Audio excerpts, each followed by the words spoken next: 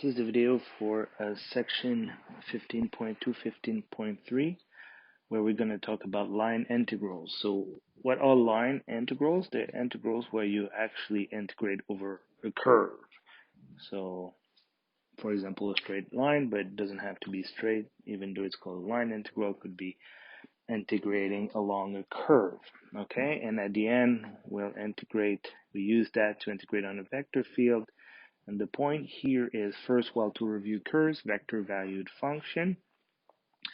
But we also see one fundamental theorem of calculus for these vector valued functions and vector field. Okay, so it's kind of capping the course. All right, so remember what a curve is. It's simply a parameterization xt, yt, zt, okay, of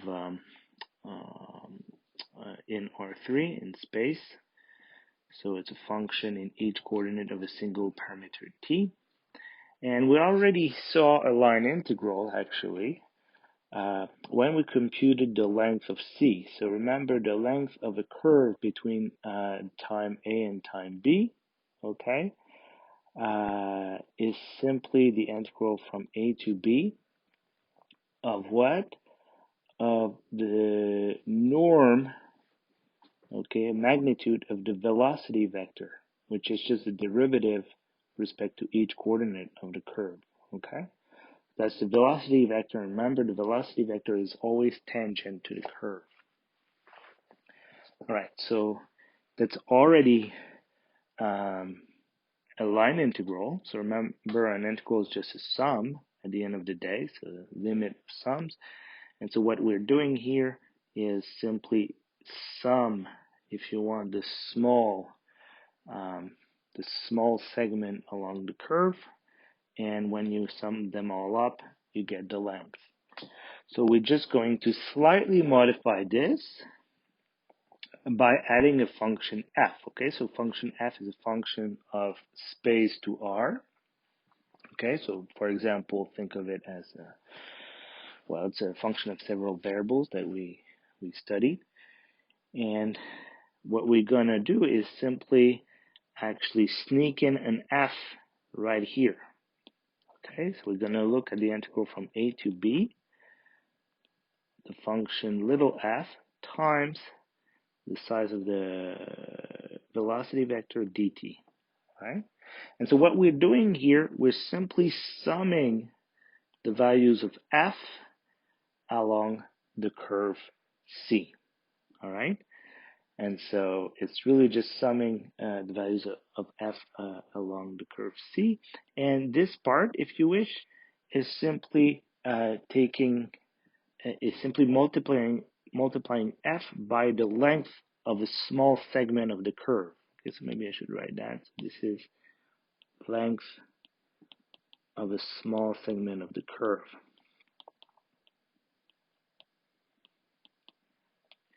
All right, and then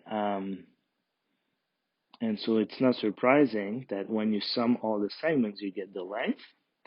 And we're just here multiplying f by the length of the small segment. So in particular, you could actually compute the average of little f along the curve by just summing this and divide by the length of the curve. So this is what we call the line integral. Okay, so sometimes to shorten notation, and if we don't want to make the parameterization explicit, we write this, and that's just a notation, the integral of f over the curve C. ds stands for the small segment length. All right, so let's just do a short example. So let's say I have this function f from R3 to R. This is a function from R3 to R. Okay, so for the point x, y, z, associate the number x squared minus y plus 3z. Now the question is to integrate f on the straight line. So here the line is straight, doesn't have to be always like that. We'll see an example where you have a curve later. And this line goes from 0 to 1 to 1, to the point 1 to 1. Okay, so how do I do that? Well, in this case, actually, they don't tell me the parameterization, but it's simply a straight line. So I know, and that's a review, that a line is a direction plus a reference point. So reference point here, we can take the origin, and so all the points on that line are given by multiples of the direction, and the direction I can take simply 1 to 1 because I go from 0 to 1 to 1. Okay. So again, my parameterization is simply a multiple of 1 to 1. My parameter is t, and that parameter goes from 0 to 1 if I go from this point to this point. All right. Now, what's the velocity vector for that parameterization? Well, I just differentiate by t, and I get 1 to 1. Not surprising, because that's what I started with for the velocity vector, for the direction. And if you compute the magnitude, the norm of that vector, it's 1 plus 2 squared plus 1 square root, so it's square root of 6. Okay, now we have all the ingredients. If I want to integrate f over that curve, I go from 0 to 1 for the parameter dt. I should put dt here. That's my function, because my function is x squared minus y plus 3z. But at the point of the curve, that gives me t squared minus 2t plus 3t. So it's just t squared plus t times square root of 6, the norm of that velocity vector, which, if you do the calculation, is 5/6 over square root of 6. Okay, so I summed up the values of f along the curve, and if I actually wanted to get the average value of f on the curve, I should divide this by the length of the line from 0 to 1 to 1. Okay. All right, so that's a line integral summing the values of a function along a curve. Now we'll use that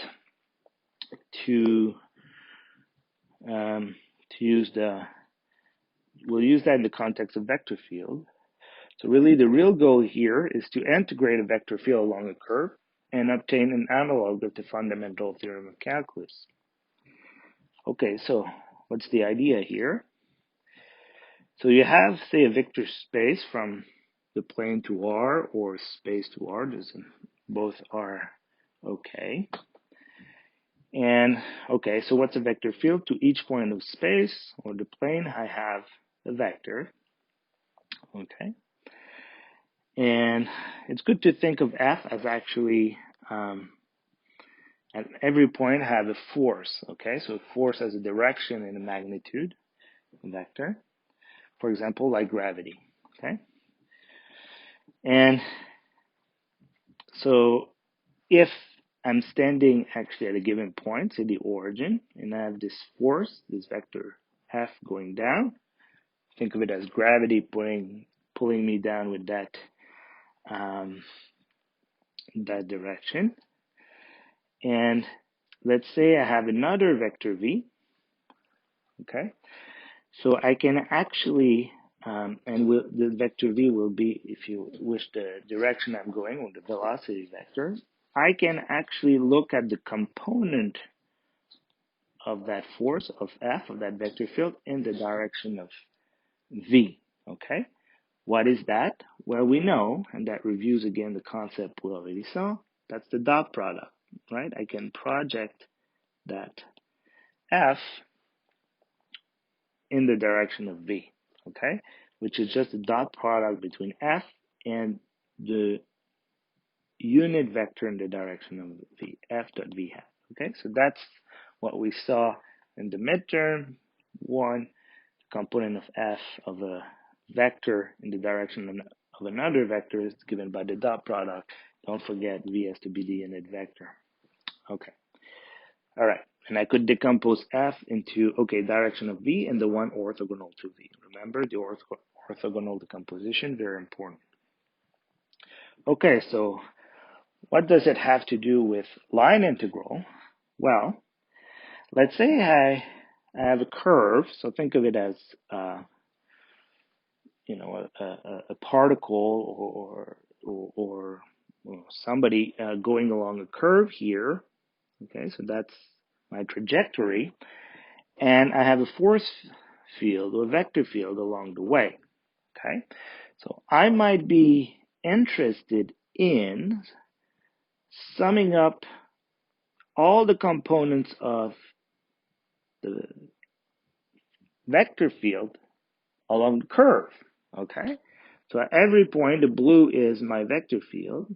So at every point, I also have a velocity vector, which is a tangent vector, which gives me the direction I'm going at every point. And so what I can do is actually project that vector field in the direction of the velocity vector at every point and sum them up, okay? So that's what we want. We want to sum the component of the vector field in the direction of the curve. So this is a line integral because I'm going to sum a quantity along a curve. But what quantity do I'm summing?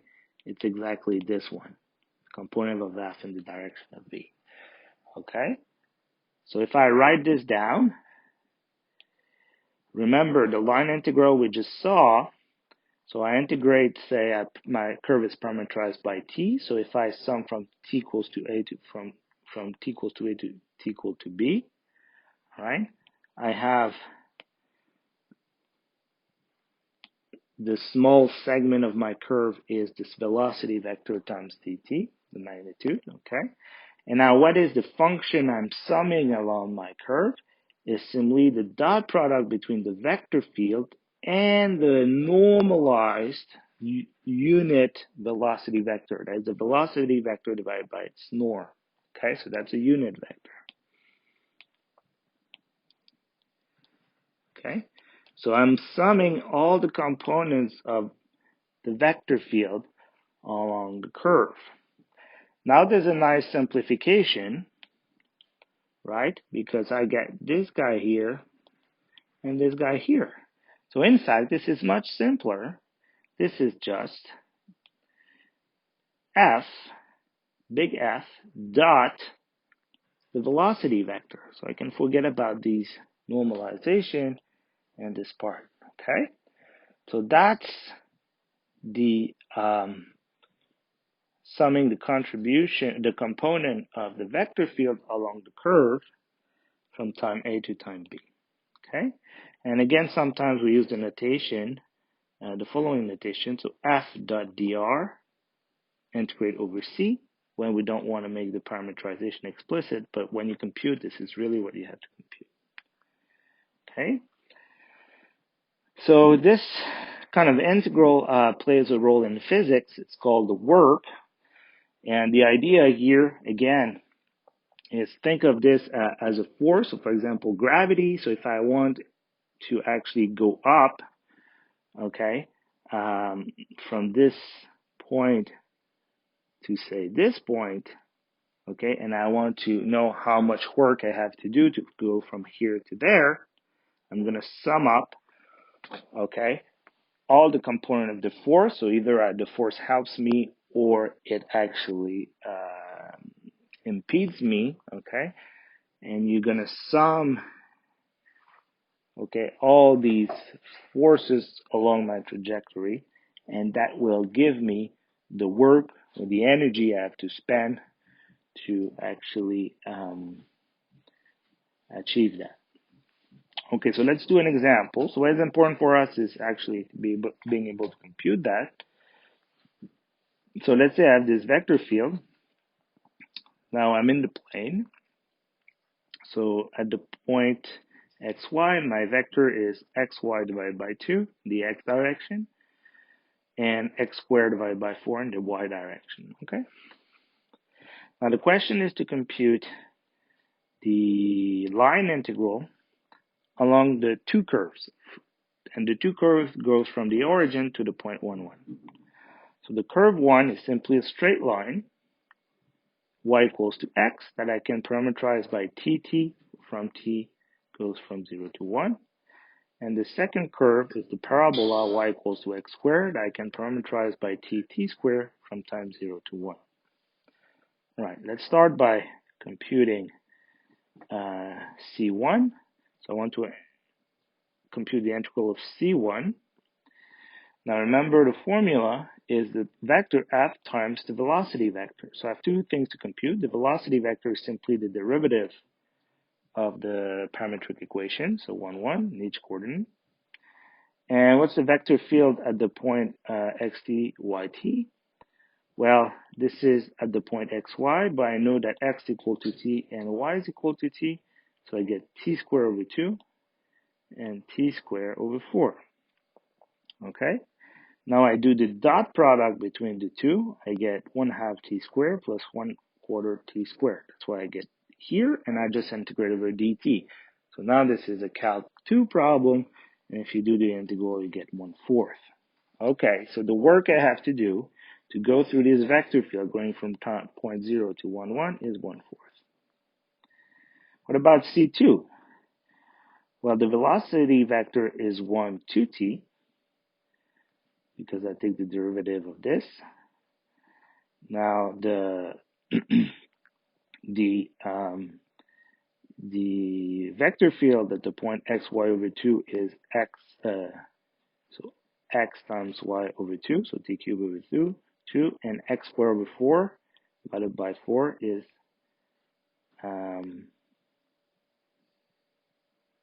so this is x squared over 4. All right, so it should actually be here, x squared should be t to the 4th over 4. All right. Now, if you you do the dot product between the force and the velocity vector, you get 1/2 t cubed 1, and for the other one, you get 1/4 t4 times 2t, and so you get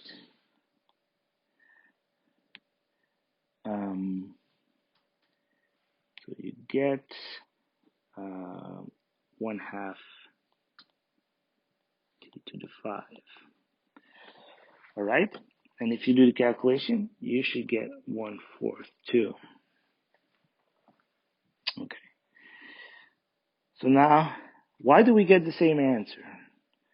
Well, it's because actually the field is conservative, and you can check that. So this is the field, and remember how you check that the field is conservative. You look at the y derivative of the first component, which is x over 2, and the y derivative of the x derivative, sorry, of the y component, so 1/2 over x. And so they're equal, so the field is conservative. That means that it is the gradient of the little function f called the potential. All right, and so the potential here is what I think it should be. So if I'm not mistaken, it should be, if I integrate, so it's x squared y over 4 plus a constant. Because if I take the x derivative, I get this, and the y derivative, I get that, and the constant. Okay, so that's my potential. And so note that actually, okay, so that's my potential. Now here's the theorem. It's similar to the fundamental theorem of calculus. So remember, the fundamental theorem of calculus tells you that the integral from a to b of f prime is f of b minus f of a. Right? So that means that when I integrate a function which is a derivative of another function, I can express it as the difference of the function itself. Now, what plays the role of the derivative is this vector field, which is actually the gradient of a certain little function f. So anytime, so that's what the theorem says, so if I integrate a vector field, so like the derivative from on the curve from point A to point B, so those are actually points now and not time, okay? The value doesn't depend on the curve, it only depends on the endpoint, exactly like in the fundamental theorem of calculus. So this is f of the point B minus f of the point A, okay? So think of this, and so that's amazing, okay? And the example, if you plug in the value of the potential at the point 1, 1, you get 1 times 1 over 4, so 1/4, minus, plus a constant, but you do minus the potential at 0, 0, so this constant actually cancel. Okay, so since it depends, this is the difference of the function. The constant do not play a role because it cancel in each. Right? So what's the idea between this theorem? So I won't do the proof. You can check the book. But it's very intuitive because, again, if you think of F as a vector field, let's say gravity that you're fighting against, okay, and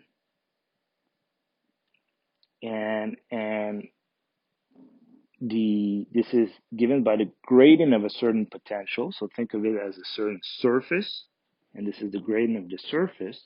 If you go from point A to point B on that hill, no matter what path you take, when you sum up the contribution of the gradient along that way, you're going to do as much work going from A to B, whatever path you're taking. Okay, so what matters is the height difference in terms of energy you're going to spend. And that's what this is going to say. This says, okay? But of course, the field has to be conservative. If the field is not conservative, there will be, if the field is not conservative, then the value of this integral might depend on the curve you take, the path you take. If the field is conservative, is the gradient of some function. This integral does not depend on the trajectory or the path you take. It only depends on the endpoints. All right? Thank you for listening.